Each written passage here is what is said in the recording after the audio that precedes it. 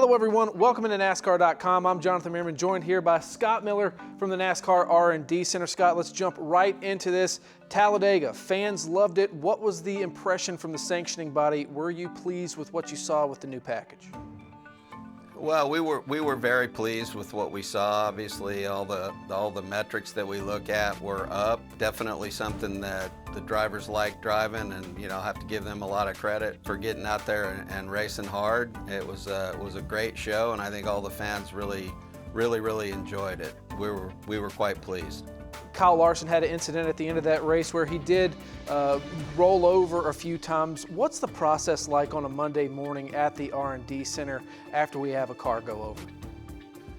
Well, so we have lots of data recorders and things in the car, video cameras, and obviously all of the different angles of what created the incident. So when something like that happens, we immediately on Monday morning start putting all the data together and all the pieces together. And ironically, I just came out of a meeting prior to this interview that was on that very topic. So we're just gathering all the facts and making a plan for moving forward with that.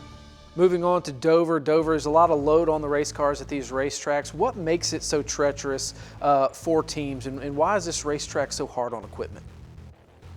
Well, it's just really a matter of load. I mean, with the big banking and the high speeds of a mile racetrack, it's kind of like Bristol is another high loading track, and it's kind of a half-mile version of Dover. So it's just amplified a little bit with the speeds, but really it's high loading in the corner, which is always hard on tires, cars, and drivers. It's a very physical race. Dover definitely is a challenge all its own. So this last one is a bit of a two-parter. Dash for Cash has been in effect for the past 3 weeks. It still is going into Dover.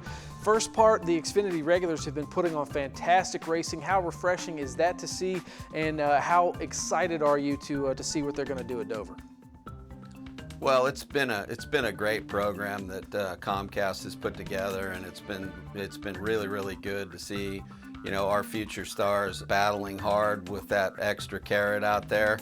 And I think Dover is definitely going to be no exception. Always a good show there, and really just looking forward to getting there and seeing how that all shakes out. But it's been a fantastic program for the Xfinity Series and for those drivers and the fans, because they've been treated to some really good racing by the young stars.